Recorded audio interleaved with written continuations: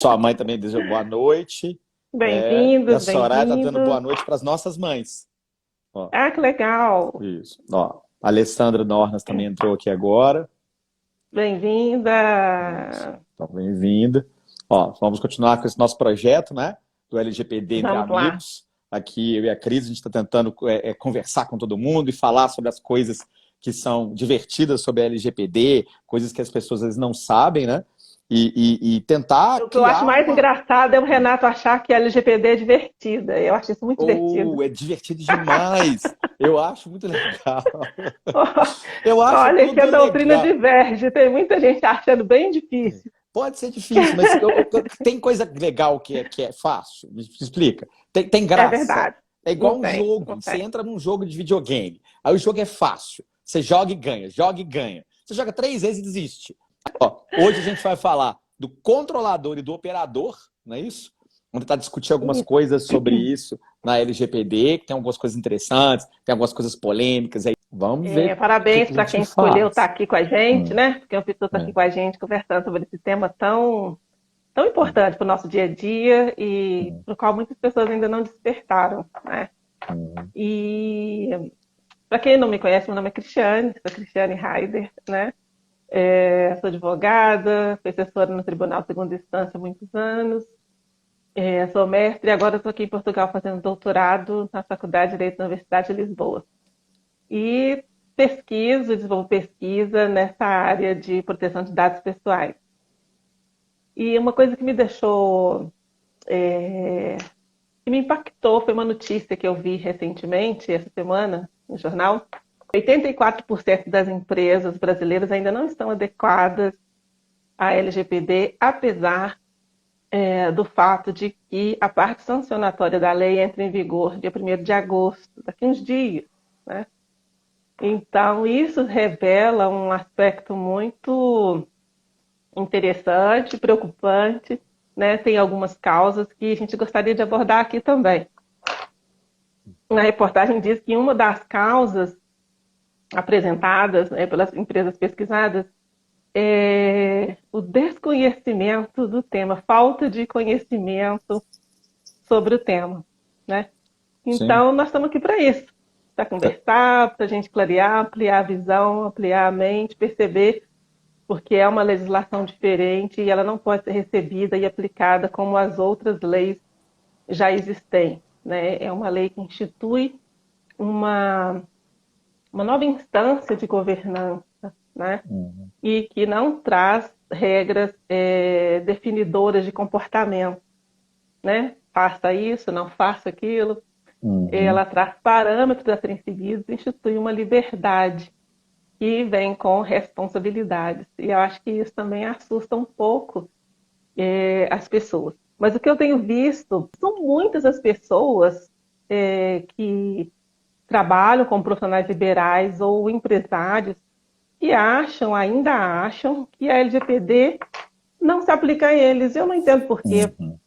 Então a gente podia começar por isso, por esse lugar aí, E eu né? acho que isso Falando vem quem da são cultura. os destinatários dessa regulação. Eu concordo com você, mas eu acho que o brasileiro tem um problema que é do brasileiro inato, que são duas coisas caladas. Coisa número um, enquanto não sente no bolso, não acha que uma lei vale. Então, começar agora a parte sancionatória da lei ser válida e aplicável, aí vai todo mundo acordar e sair correndo falando, Deus do céu, eu não sabia que era isso. E segundo, aquela coisa do brasileiro deixar tudo para a última hora. Eu estava conversando com alguns conhecidos meus de órgãos públicos, né? Os órgãos públicos agora estão preocupados em terem. Agora, a preocupação do órgão público tem sido muito engraçada. Eles têm localizado alguém, né? Alguém assim, aleatório ali dentro do departamento pessoal, ou no departamento de dados, ou coisa parecida. Assim, a pessoa cai do céu, né, na cabeça dela. Ela não é do direito, ela não é da informática, não tem nenhum curso de formação para ela a respeito do assunto. Olha o nível de problema que isso vai dar eventualmente. Não, calma. Então a gente precisa separar os conceitos, definir Sim. as responsabilidades e, mas antes disso, eu queria pontuar quais Uhum. são os destinatários da lei. Com relação Vamos aos lá. entes públicos, essas pessoas que são designadas, para cuidar da proteção de dados dentro das instituições públicas, elas são designadas, então, como encarregado de dados, né? Encarregado do tratamento de dados.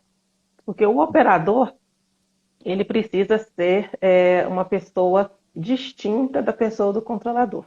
Então, as entidades públicas têm feito uma confusão muito grande com relação a isso. O controlador é a própria entidade pública, o ente público, o ente de direito público, o ente personalizado. Né? E a instituição pública tem as diversas unidades internas, né, os órgãos despersonalizados. O controlador é a entidade pessoa jurídica, então é a União, o Estado, ou a empresa pública, a autarquia. E essa instituição, né, personalizada é que é a responsável, em última instância, ela que responde perante o titular de dados, ela que responde em caso de responsabilidade civil, mas em função da divisão de competências dentro de uma entidade pública, os diversos órgãos internos terminam por exercer atribuições de controlador. Mas o controlador é o ente público, pessoa jurídica, direito público. Né? Os órgãos internos, eles acabam exercendo as atribuições em função das suas competências. Né? Então, eles definem os dados a serem tratados, a finalidade, em função das suas competências. Né? Então, é um pouquinho diferente do que acontece com os entes privados em função das peculiaridades mesmo do poder público, da administração pública. Mas eu queria que a gente começasse apontando, assim, de forma concreta, quem são os destinatários da lei. Alguns, né? Não dá para falar todos aqui. Não. Mas são as pessoas jurídicas, né? Todas as pessoas jurídicas são destinatários da lei, todas as pessoas jurídicas precisam entrar em conformidade com a LGPD para tratar dados pessoais, e também as pessoas naturais ou pessoas físicas no exercício da sua atividade econômica. Então, as pessoas jurídicas são aquelas definidas no Código Civil como tal. Né? Então, as empresas, as associações, independentemente do seu porte, se tem fins lucrativos ou não, as ONGs, os sindicatos, as instituições religiosas, né? Inclusive a Igreja Católica recentemente fez um congresso, né, com os arcebispos, não entendo muito a estrutura da Igreja Católica, mas ela realizou um congresso interno para tratar, né, para tratar dessa matéria de proteção de dados, para começar a instituir normas e internas, né, e critérios para tratamento de dados pessoais, porque as entidades religiosas, elas coletam e armazenam dados de fiéis, dados de, às vezes, colaboradores, do próprio corpo clerical, né, dos sacerdotes. Então, esses dados também precisam ser tratados de acordo com a LGPD. Então, desde as grandes big techs, né, desde as grandes empresas, as indústrias, os bancos, as instituições financeiras, mas também qualquer empresa, a padaria do bairro, se a padaria do bairro, se ela tem empregados, se ela tem dados pessoais, seja de empregados, seja de clientes, seja de fornecedores, seja de parceiros de negócio, esses dados que se referem a pessoas naturais têm que ser tratados de acordo com a LGPD. Então, escolas de todos os tipos, as escolas convencionais, as escolas de música, a escola de dança, né? Os profissionais liberais de uma forma geral, né? Desde os contadores é uma classe que está se adequando, né? Mas eu acho que é exceção, né? Mas as pessoas os arquitetos, não os percebem. fisioterapeutas, tem que falar, senão a pessoa não sente que é para ela. As pessoas falei, não vamos fazer um sentem. bate-bola aqui? Sim, é porque as pessoas Vai não falando sentem. que eu falo também. É que as pessoas não sentem que elas têm dados. O problema é esse, porque é o que você falou agora. A padaria do bairro tem. Agora que foi tempo de pandemia, durante um bom tempo, a padaria veio entregar. Ficou mais comum você pedir um pão, um bolo, alguma coisa pelo telefone, do que a gente ir lá comprar durante um tempo. E a padaria armazenou esses dados. Eu tenho aqui perto de casa farmácia, padaria, que eu ligo, eles identificam meu número, e pelo meu número eles têm meu endereço, meu nome, o que eu costumo comprar, me oferecem um produto extra se eu vou pedir, porque eu tenho o hábito de pedir outra coisa, ele me fala, olha, tal coisa que você comprou mês passado está em promoção agora, não quer comprar de novo? ou coisa parecida com isso. Ou seja, eles têm um arcabouço de dados guardados. O problema, de novo, é que a pessoa não compreende que aquilo é um dado. E ela não compreende que ela está usando um dado. É o que você falou, o contador não entende que a minha lista de clientes é um dado. O advogado não entende que a minha lista de clientes, em que eu mando mensagem para todo mundo simultaneamente, é minimamente um dado em que eu tenho nome e telefone. São dados. Né? Isso não é uma lista telefônica, é um conjunto de dados pessoais. Eu fiquei surpresa, porque eu tenho visto, inclusive, profissionais da área jurídica que a ficha ainda não caiu, né? Eu vi um professor mesmo de direito, assim, um pouco surpreso, porque ele viu numa decisão judicial aí que o juiz consignou que era um escritório de advocacia, que era uma das partes litigantes, consignou que o escritório ainda não estava adequado à LGPD, e ele falou assim, nossa, do escritório de advocacia vão ter mesmo que se adequar. Sabe assim, ele falou isso umas 3 vezes, um professor de direito, né? Então, eu vejo que a gente precisa conversar mais sobre isso mesmo, né? E as pessoas caírem bem a ficha. Tem um amigo que falou para um amigo dele, que é uma escola de enfermagem, alguma coisa assim, um curso, e ele falou assim, não, isso aí não é para mim, não. Como não é? Né? Você não tem registro de dados pessoais dos seus alunos, de professores, né? Então, esses dados precisam ser tratados de acordo com a LGPD. E os agentes de tratamento de dados são esses dois que o Renato mencionou, o operador e o controlador. O controlador é aquele em função do qual existe o tratamento de dados. É por isso que ele é o centro de imputação de todos os deveres, obrigações, ele é o foco da lei, porque é em torno dele que gira toda a atividade de tratamento de dados. É por causa dele, por causa dos seus interesses, né, que acontece o tratamento de dados. Então, os dados ele são dele, é quem né? define. Não, os dados são do titular. Ah, te peguei. Não, sim. Eu disse assim, os dados estão... Desculpa. O banco de dados coletados que ele está coletando são dele. Ele é que está coletando aqueles dados. Ainda que tem um operador que vai fazer isso no mundo real, vai fazer por ordem dele. É a forma de dizer, falar. Eu entendi o que você estava falando. Sim, eu falei errado mesmo. Então, não posso nem negar. Mas no atual estágio, não pode correr o risco de falar que os dados são dele, porque a gente precisa fazer um trabalho justamente ao contrário. Concordo de perceber plenamente. Que os dados são do titular. Por isso que, inclusive, você pode se negar... existe a regulamentação. Isso. E a dar o dado, pode negar que o seu dado seja lá tratado. Sim. Se ele não tiver uma outra base legal para realizar o tratamento, você pode não consentir ou pode se opor à realização do tratamento de dados. Mas o controlador, uma coisa importante que você mencionou, ele não precisa ter contato direto com os dados. Né? Ele pode delegar isso, toda a atividade, para o operador. Ele não deixa de ser o controlador. O que o identifica como controlador é a determinabilidade do tratamento de dados, das principais decisões, né? A posição de tomada das principais decisões, das principais definições relativas ao tratamento de dados. Então, ele que define os fins do tratamento, os meios, o tratamento realizado de acordo com os seus interesses. O operador, ele necessariamente vai estar fora da estrutura do controlador. Isso é muito importante.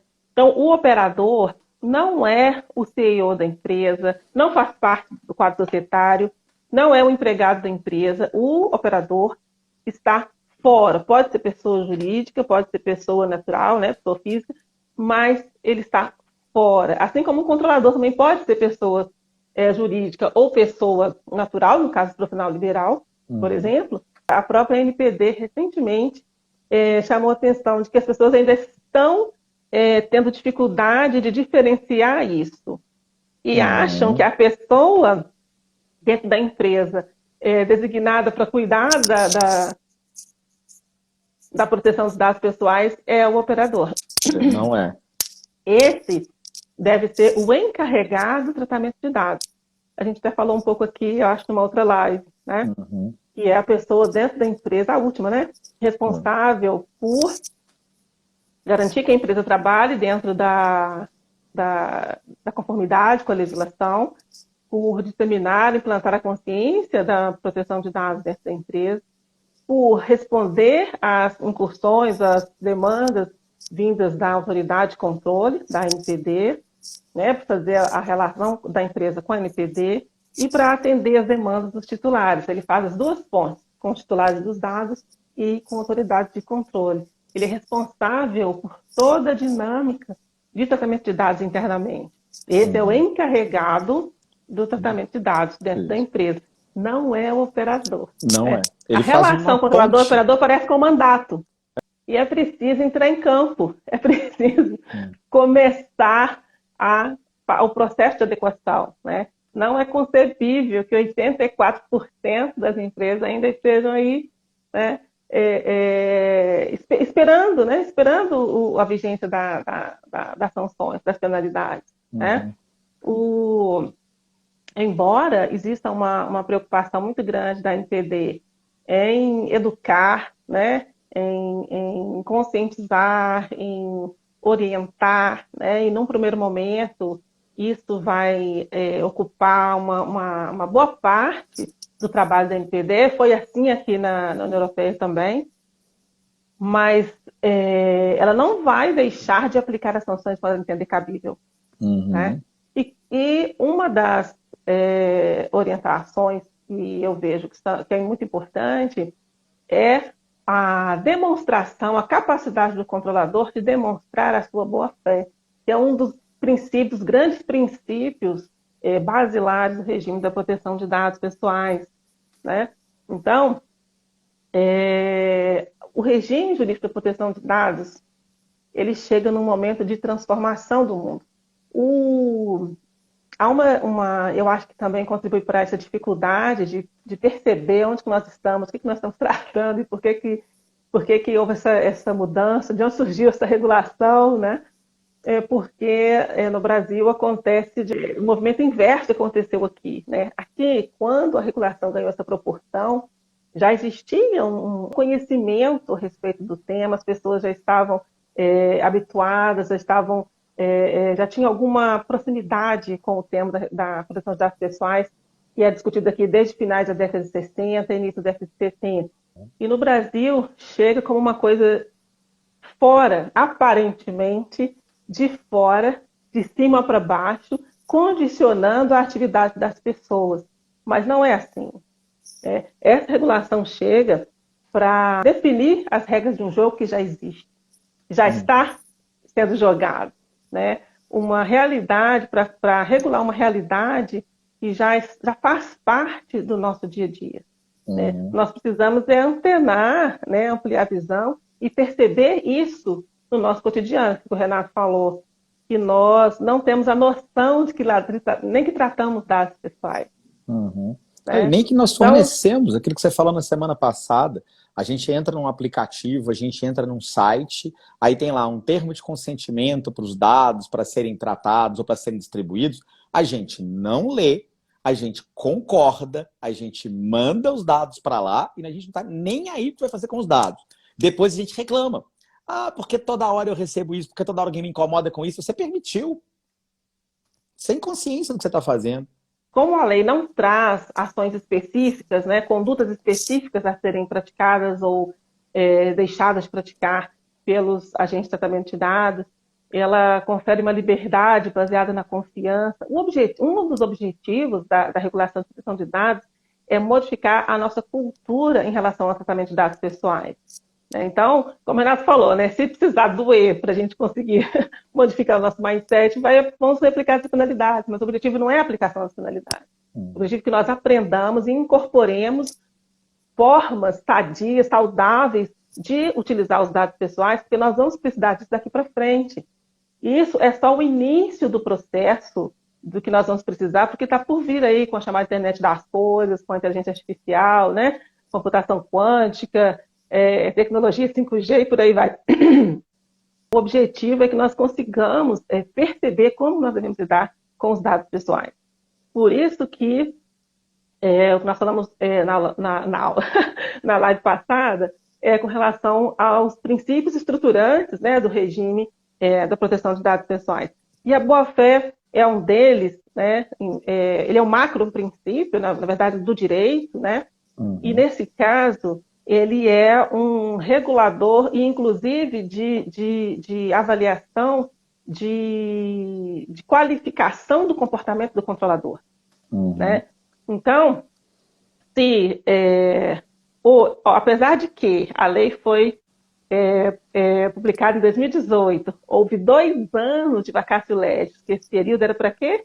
Para cada controlador se preparar e se adequar, e se ajustar para quando ela entrasse em vigência, já estivéssemos todos preparados. Quer dizer, a lei já está em vigente desde setembro de 2020, né? Já vai entrar em vigor a parte sancionatória e 84% das empresas ainda estão inertes.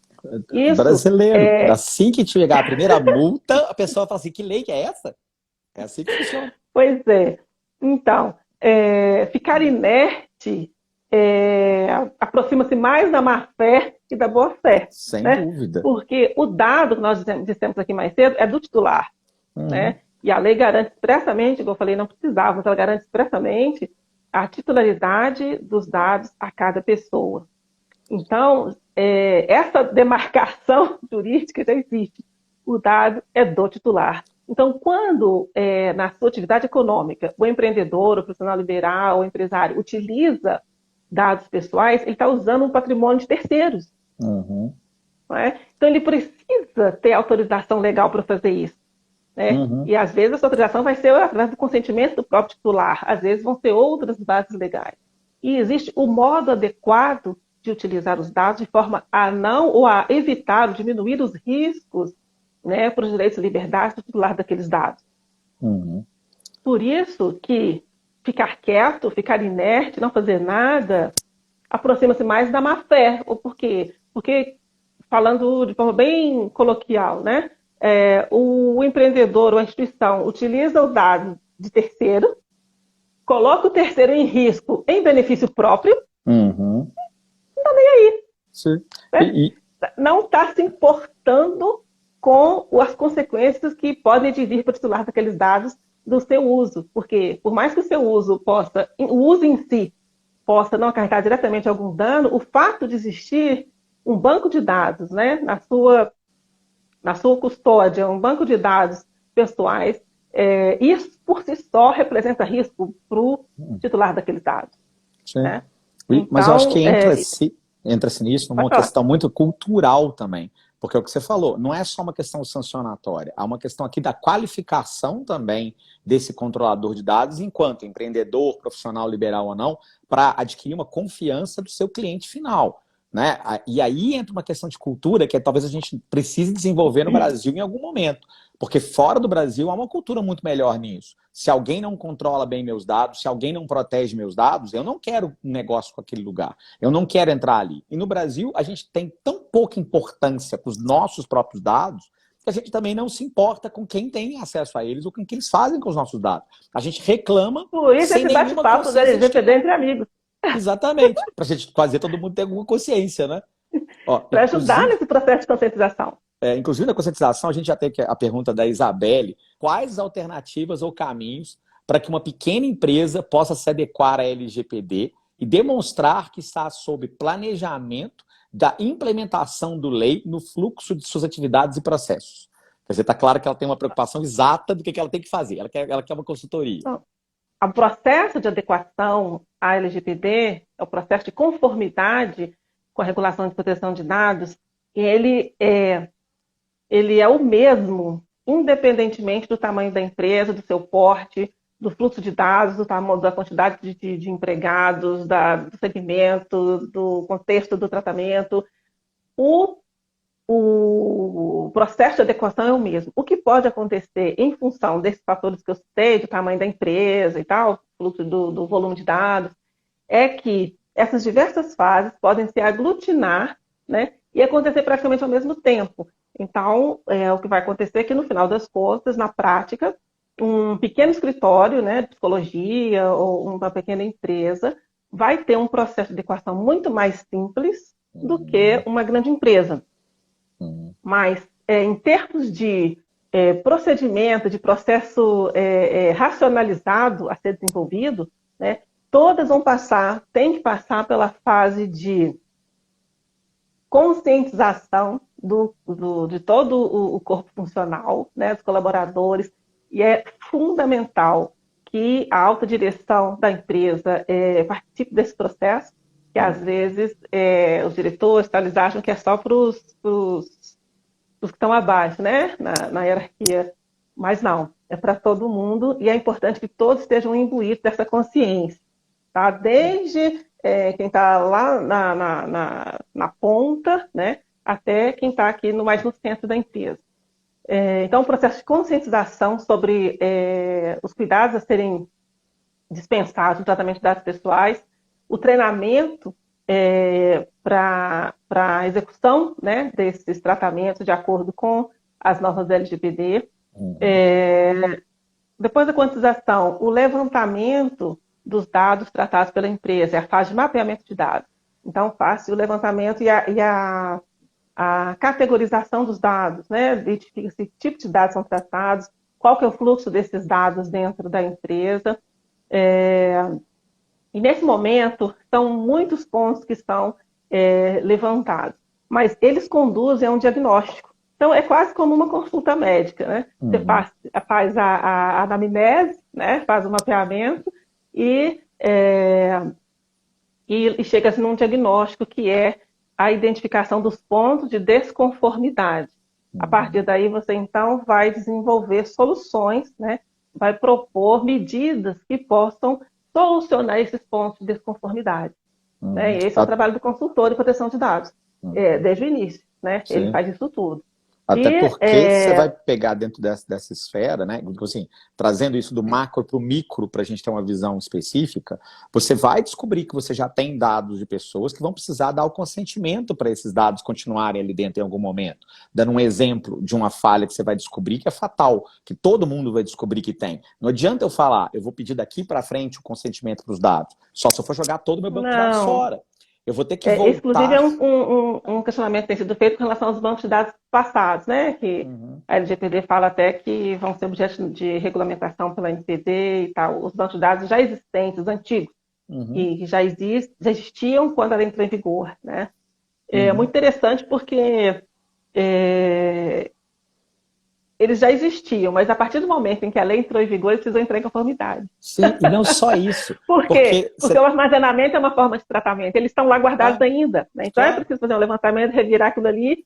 É claro que, como eu disse aqui, da questão da liberdade baseada na confiança. Não vai ser da noite para o dia que a empresa vai fazer isso. Apesar de que houve 2 anos de vacatio legis. Né?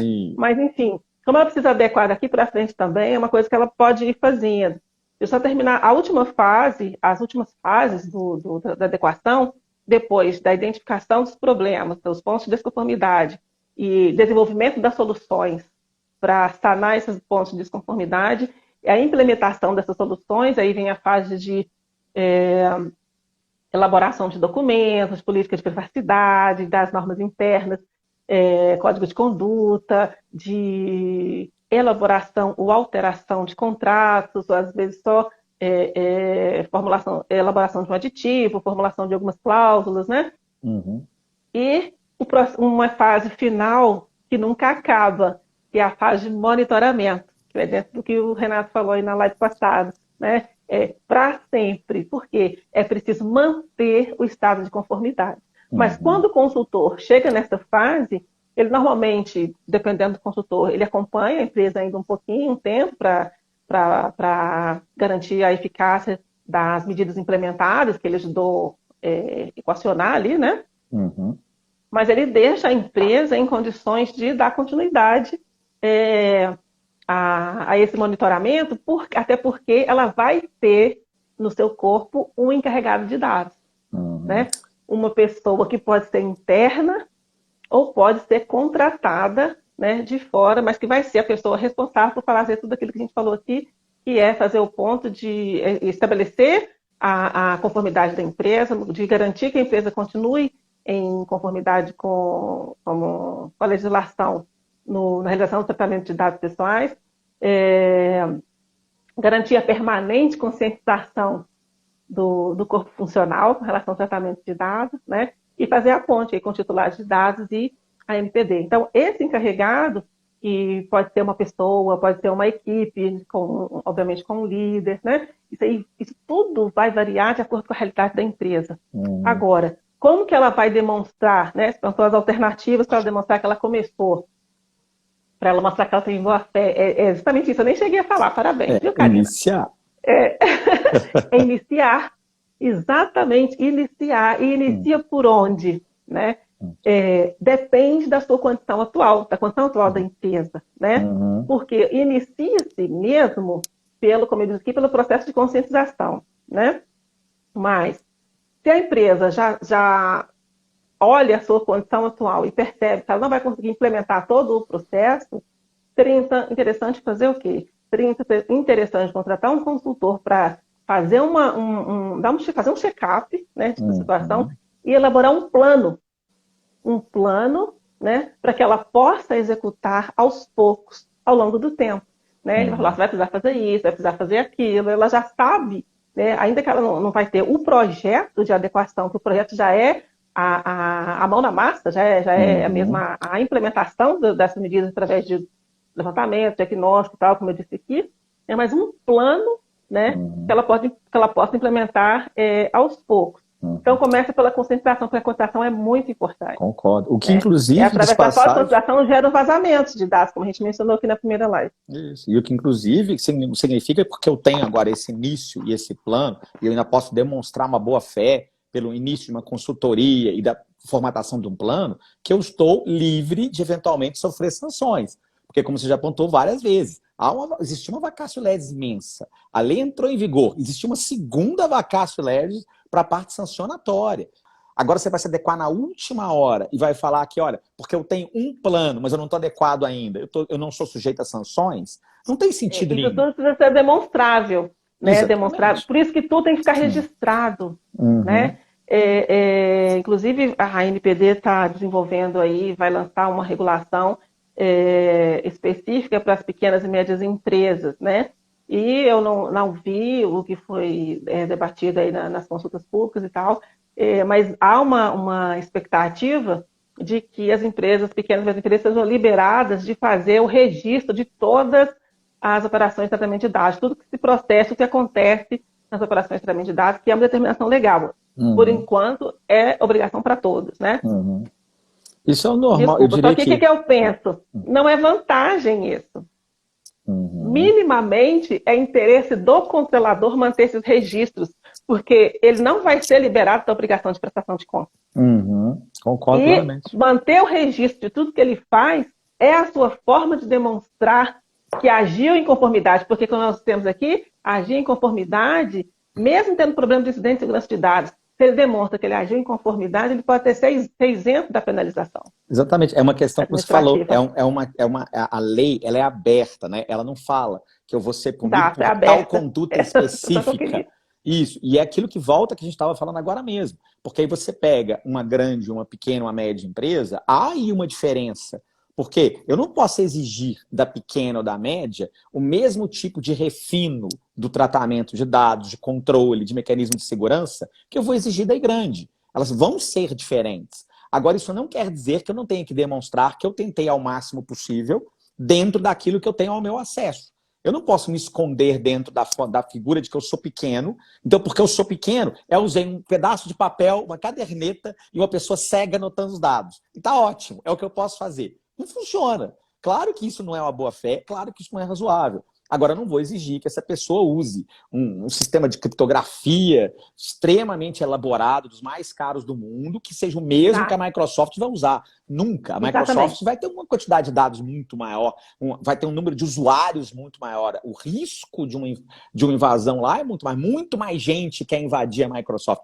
É aquela coisa do hacker, né? É muito mais divertido eu entrar na NASA e colocar na página inicial da NASA a minha cara lá falando oi, do que eu entrar no computador da Cris e colocar eu falando oi no computador dela. O computador dela é fácil. Eu vou até gostar, vou falar oi. Eu também falaria oi. Mas no computador da Cris é fácil entrar. Na NASA não é, não. A NASA não espalha isso não. O computador é fácil entrar. O meu também é, todos são. Tem ninguém assistindo essa live aqui que não dá para ser invadido. que não seria hackeado facilmente. Inclusive, as pessoas tendem a achar que estão sujeitas a esse tipo de invasão só essas grandes empresas, né? Que tem grandes bancos de dados, ou no máximo alguém que está sediado em São Paulo, né? Se não for essas grandes empresas, é a empresa de São Paulo. Então, isso não é verdade, né? Qualquer banco de dados é candidato, né, a sofrer um processo de vazamento. Inclusive, eu tenho um amigo que é médico e não está em São Paulo, né? Está, inclusive, para o Norte e Nordeste, não vou falar assim, mais especificamente para não divulgar seus dados pessoais, né? Então, ele tem uma clínica, são poucos médicos, eu não sei o tamanho da clínica, mas não são muitos médicos, e eles sofreram um sequestro do banco de dados deles. Né? Eu não consegui terminar essa conversa com ele, não sei se foram todos, foi só ele, se era separado, se era o banco comum da clínica, se é comum, a clínica também precisa perceber como é que vai resolver isso em relação ao acesso, né? A gente já falou disso aqui, mas eles sofreram um sequestro do banco de dados deles com uma cobrança de resgate de $5.000. Isso, em criptomoeda. Quer dizer, um consultório médico lá no Nordeste ou no Norte, né, lá para cima, não é São Paulo, né, em grande tempo e tal. Então, isso mostra que qualquer um de nós está sujeito a isso. Agora, se o seu banco de dados, o seu consultório, o seu escritório, da sua empresa, né, se sofre um ataque desse tipo, você consegue continuar operando? Inclusive, a polícia orienta que não deve, o Ministério Público também, que não deve pagar o resgate, né? Porque você acaba demonstrando uma fragilidade e convidando a novos ataques, né? Isso. Não só, porque já sabe que você vai pagar. E está financiando outros ataques, você está pagando, mesmo que você consiga depois disso aprender e se proteja, você está financiando novos ataques a outras pessoas, porque isso vira um negócio. Na verdade, mas isso como que a empresa se vira sem o banco dela de dados? Ela tem que ter um backup do banco de dados para início de conversa. Ela tem que ter um backup totalmente independente. Quem não tem um backup hoje totalmente independente é louco, porque você tem que ter o seu backup. Agora. Porque se alguém pegou seu banco principal, sua preocupação passa a ser assim, tudo bem, você vai ter os dados dessas pessoas aí dentro e pode divulgá-los. Esse é um problema. Mas pelo menos eu tenho ainda acesso a esses bancos de dados. Se você não tem o backup... O backup é uma das formas de... É um tipo de medida mitigadora. Sim, né? É claro que não é... Só funciona internamente, porque você continua sendo... Os dados foram vazados. Mas contra a disponibilidade dos dados não...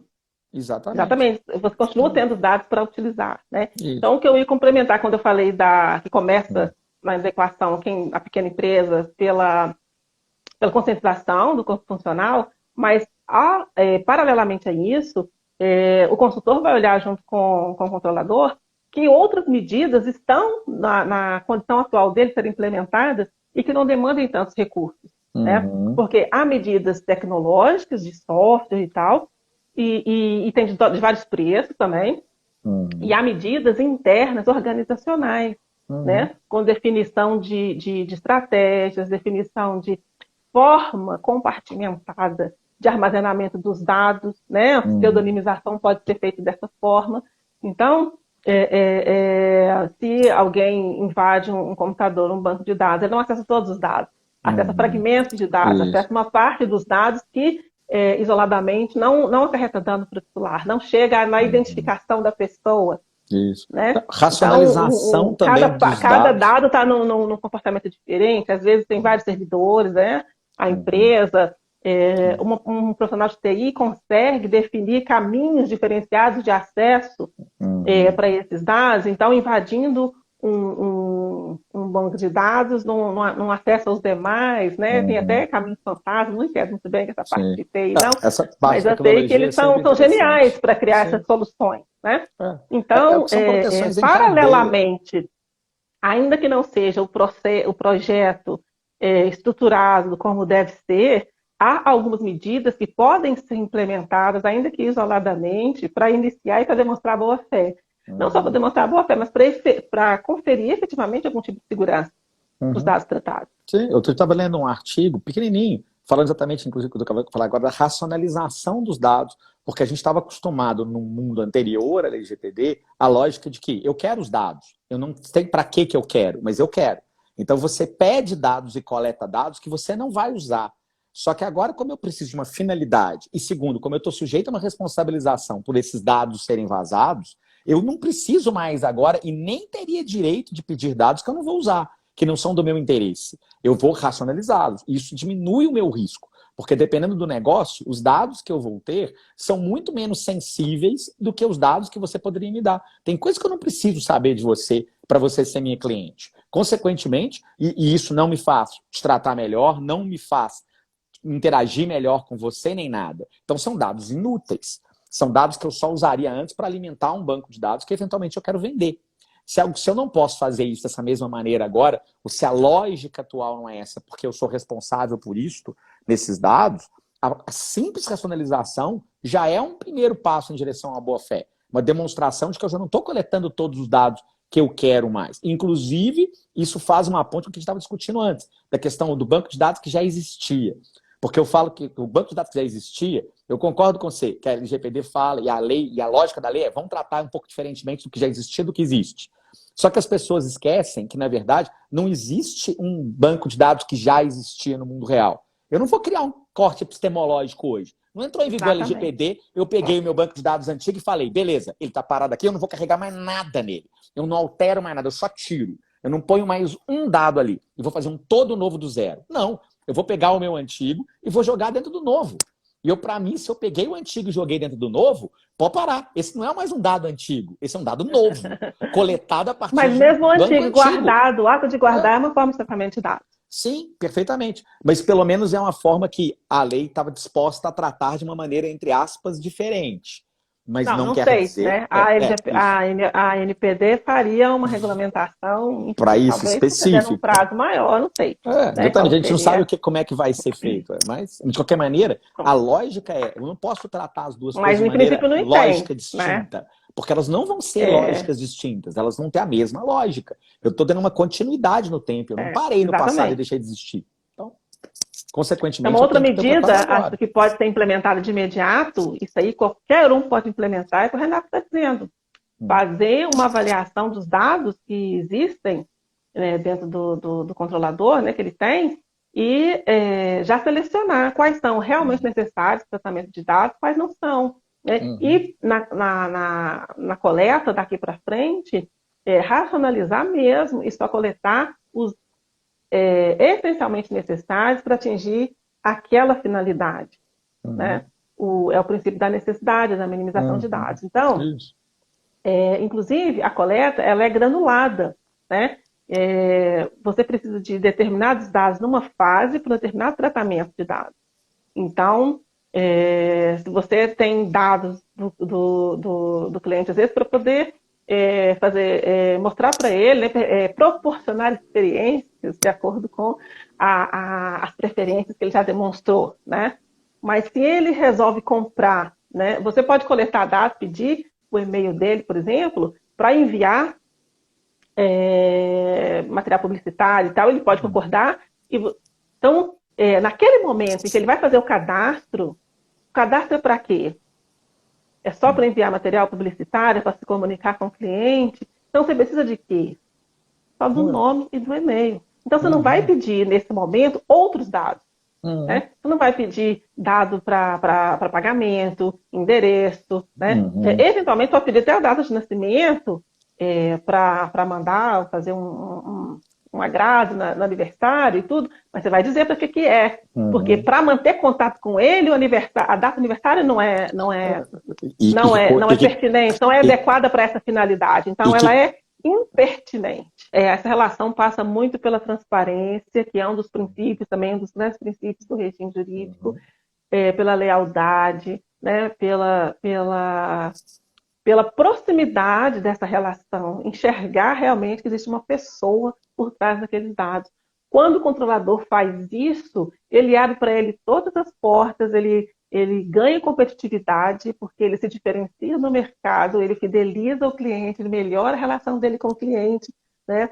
Então, a gente falou no momento futuro, porque, como eu falei, eu acho que essa cultura o brasileiro não tem hoje.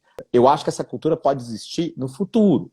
Porque vai começar a acontecer e a tendência do mundo digital é essa, é da fraude online mesmo. O mundo virou online, o crime virou online junto, né?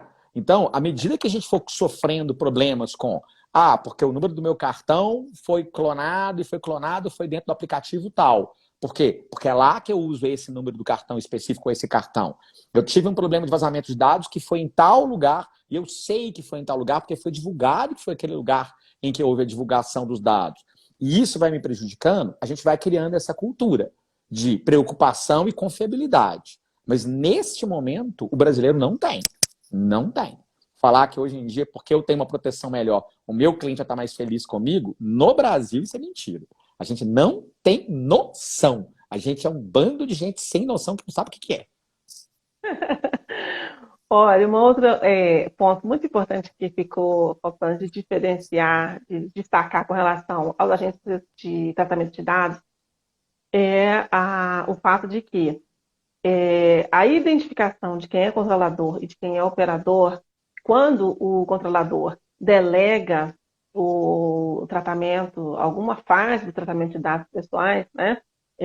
Então, existem duas entidades tratando os dados do controlador. Essa outra entidade que vai tratar os dados, ela pode ser a operadora, ou seja, ela pode tratar os dados segundo as orientações do controlador original, ou ela pode ser co-controladora, dependendo do nível de autonomia que ela tem para determinar, tomar as decisões centrais, estruturais do tratamento de dados que ela vai realizar. O que vai definir se uma determinada organização é controladora ou é operadora, porque as responsabilidades são muito diferentes, né? Como eu falei, é semelhante ao mandar. Em regra, se o operador trabalhar direitinho, bonitinho, de acordo com as instruções e orientações do controlador, as responsabilidades são do controlador, né? Em havendo problemas e tal. Agora, se ele extrapola o âmbito dessas orientações, ele passa a responder como controlador, né? E se na definição, né, da atividade, né, ele tem uma autonomia maior para tomar decisões centrais, né, importantes relativas ao tratamento de dados que ele realiza, ele pode ser controlador. Isso vai ser identificado no caso concreto. Tá? Porque essa divisão, essa separação dos agentes de tratamento de dados, ela acontece para cada operação de tratamento de dados. E vai ser o caso concreto que vai dizer. Então, mesmo se num contrato estiver dizendo de uma determinada forma, dispõe de uma determinada forma, se na realidade se verificar, né, que os agentes se comportavam de forma diversa daquela estipulada no contrato, essa maneira como se fazia a distribuição das responsabilidades na operação de tratamento de dados é que vai ficar, que vai determinar a posição jurídica de cada um. Agora, isso não dispensa, tá? Não torna desnecessário a estipulação contratual. É muito importante que as obrigações de cada um sejam definidas em contrato, até porque, havendo um problema, seja com o terceiro, seja entre os dois NIS, precisando recorrer a um terceiro, que seria talvez o Poder Judiciário ou uma instância arbitral, né? Eles vão ficar sujeitos a um terceiro que não fazia parte daquela relação interpretar a relação sem muito parâmetro, né? Para definir qual posição ocupa cada um, né? Então, ainda que, em última instância, a posição jurídica de cada um vai ser definida pelas obrigações desempenhadas por cada um no caso concreto, é importante definir previamente em contrato o que incumbe cada qual. Perfeito. Inclusive, esses dias eu vi uma notícia não sei se é confederação ou sindicato das empresas de call center no Brasil, que recentemente soltaram uma nota dizendo em conjunto, né, que elas não se interessam por serem controladoras, elas vão ser só operadoras de dados. Ponto, aos call centers todos. E isso é extremamente polêmico, porque é o que você falou, não é o nome que diz o que eu faço. E os call centers, hoje em dia no Brasil, funcionam estruturados muitas vezes com muita autonomia, inclusive para coleta dos dados e para fazer as coisas da maneira que eles acham melhor. Tipo assim, eles não fazem um direcionamento dos dados de um controlador específico. Eles realmente tratam os dados e tomam decisões de que dados que eles usam ou não e de que maneira eles usam esses dados. E isso, na hora que eu li notícia, na mesma hora eu falei com a cabeça, não é isso. Tipo assim, não é eu falar que eu não me interesso por ser controlador que vai fazer com que eu não seja controlador. Eu tenho que olhar qual que é o papel desempenhado. Não tem dúvidas sobre isso. Exato, no caso concreto. É aquela bela brincadeira. Não Exatamente. é que eu chamei de taxa que o imposto virou taxa. Não tem como. É, por aí. Agora, eu vi um diretor da NPD dizendo que eles têm recebido a NPD tem recebido requerimentos de dispensa de cumprimento da lei. Ai, que beleza.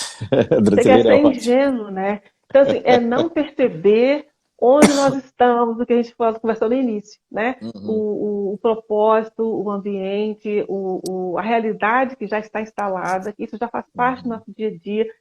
Não tem jeito de voltar atrás. Sim. Isso, né? inclusive, é o que o Leonardo aqui, ó, o Leonardo Rinotori, está falando exatamente isso. Ele fez 2 comentários aqui seguidos, falando que é exatamente por isso que é importante a divulgação, tanto da gente, quanto para todas as pessoas, sobre a LGPD e o seu funcionamento.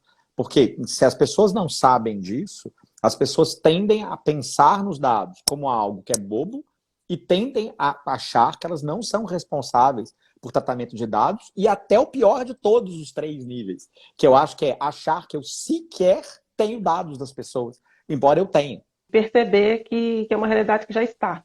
Né? Então, só nos resta nos adaptar a ela e procurar fazer o melhor, né, para que o impacto seja o mais positivo possível.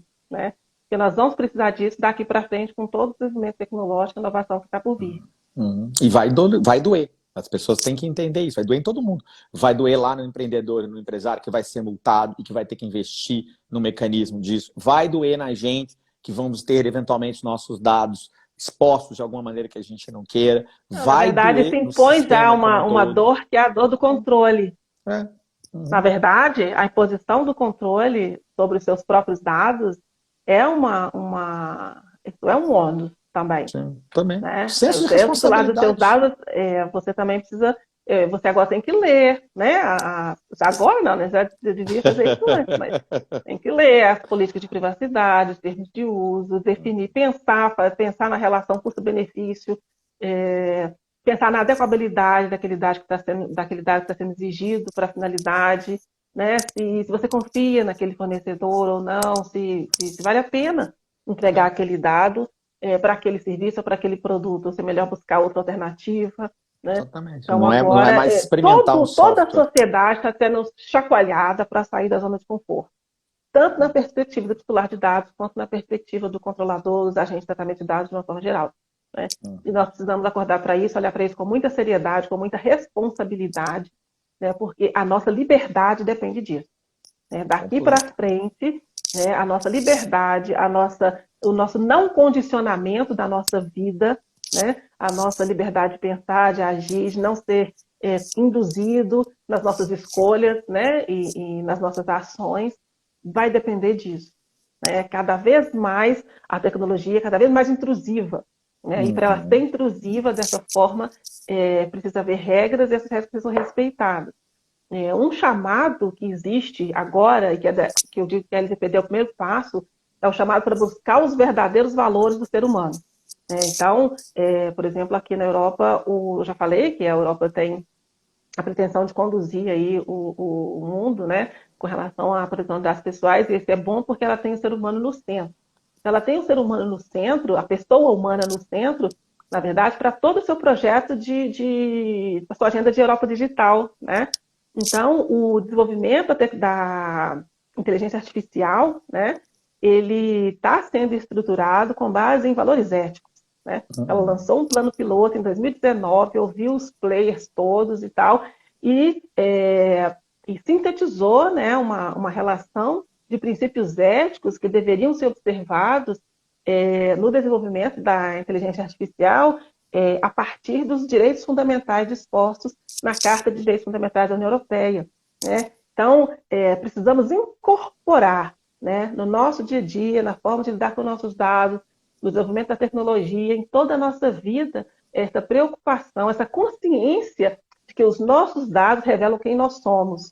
E revelar quem nós somos no aspecto da nossa personalidade, que é o que acontece, nos deixa expostos a sermos conduzidos e a termos cerceado a nossa liberdade. Sem dúvida nenhuma. Fantástico. Voto em você. Agora eu já voto em você. Pode se candidatar. Eu acho que a gente precisa falar com mais assim, a gente precisa falar muito, né? Falar muito, precisa trabalhar muito, precisa disseminar muito isso, essa consciência e essa reflexão, fazer as pessoas se voltarem para isso, porque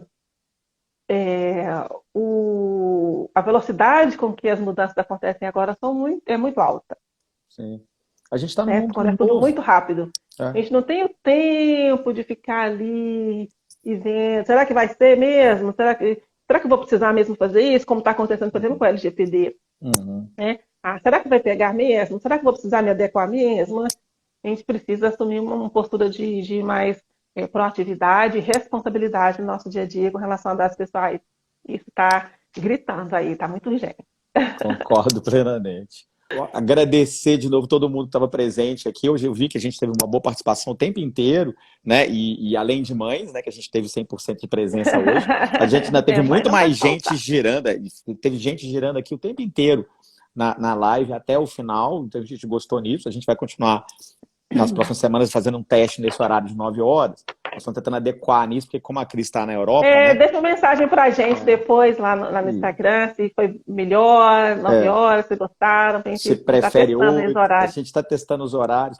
E não adianta ficar pedindo mais tarde, não, tá? Porque a Cris está na Europa, existe uma questão chamada fuso horário, ela precisa dormir. Agradecer a todo mundo que está aí ainda até o final. Obrigado às pessoas que estão aí mandando parabéns, o pessoal que participou bastante hoje, né? O Leonardo aí, inclusive, que foi hoje o recordista de quem mais mandou parabéns, falou que gostou da gente. E é um fã, inclusive, que o Leonardo aparece aqui toda semana. Esse já é de carteirinha. A gente vai dar para ele uma carteira preferencial de presença nas lives. Isso, muito exatamente. Nós vamos fazer ele criar um símbolo aqui de pessoas que têm tratamento VIP para poderem fazer perguntas preferenciais, porque estão sempre presentes. Na quinta que vem. Então, se alguém tiver dúvida, pode mandar, tá? Se ficou faltando alguma explicação, às vezes ficou pela metade, ficou uma dúvida, ou não ficou muito claro, pode mandar para a gente lá no Instagram que a gente responde. Né? Obrigada por terem estado aqui conosco. Se vocês acharam que foi esclarecedor, podem compartilhar a live à vontade, né? O link dela. Isso. A gente vai divulgar depois. Sempre. Aumentar esse movimento, né? Dar um corpo, né, mais robusto para esse movimento de conscientização sobre dados pessoais e proteção dos dados pessoais. Isso. E sejam replicadores, né? Todo mundo que está participando das lives está aprendendo. Se aprendeu alguma coisa sobre isso, replique. Eu acho sempre extremamente importante. Na hora que você estiver conversando com alguém, fale, olha, você conhece a LGPD, você sabe do que tem, faça para frente. A pessoa teve uma dúvida que você não sabe responder, manda para a gente. Vem cá, a Cris falou, manda no meu inbox, manda no inbox dela, participe da próxima live, pergunta ao vivo pra gente. A gente vai ficar sempre tentando fazer isso. A ideia disso aqui é exatamente isso, é um espaço democrático de conversa entre amigos. E repetiu o que a gente já falou várias vezes. Não é um curso, né? Então a gente coloca um tema, mas a gente está conversando aqui de uma forma descontraída. Então, às vezes, a gente nem vai abordar todos os itens que a gente gostaria naquele tema, mas não tem problema. O importante é a gente conseguir interagir com quem está participando aqui conosco também. É para isso que a gente está aqui. Isso, inclusive de modo bem pontual. Aparecer um dia aí uma pergunta extremamente pontual e prática sobre a coisa, a gente ficar o tempo inteiro conversando sobre pergunta, é tão agradável quanto a gente conversar de maneira genérica e levar a conversa para onde a gente queira. O mais importante é essa conversa de conscientização e esse sentimento de que nós todos estamos fazendo um procedimento entre amigos, que somos nós e vocês. Né? Amigos não sou eu e a Cris, amigos é todos nós. É uma conversa amigos LGPD, vamos ficar bem íntimos dela. Muito obrigado de novo, obrigado, Cris. Obrigada, Renato. Beijo para você. Beijo. Peraí. A gente tem que terminar no nosso tintim. Hoje foi seu marido. Sim, Semana passada, sim. você sabe que eu recebi aqui um inbox falando que achou lindo, que você falou que o seu marido é que arrumou para você a taça, serviu o vinho Aposto que foi e a deixou Soraya. tudo pronto para ele. E achou isso a coisa mais linda do mundo. Eu não me lembro quem foi que mandou esse inbox, mas eu lembro que eu Ah, recebi esse não? inbox e eu não lembro se foi ela ou não, vou ser justo, pode ter sido. Eu não lembro quem foi, mas eu lembro que eu ainda falei assim, cara, tem que falar isso com a Cris, que o marido dela foi elogiado por causa Que disso. Você legal! fez Depois você propaganda do fala seu quem marido, foi. tá vendo? É. Tem que tomar cuidado com essas coisas. Daqui a pouco ele que recebe inbox, não é você não, né? Ele que recebe inbox. Oi, oi sumido, né?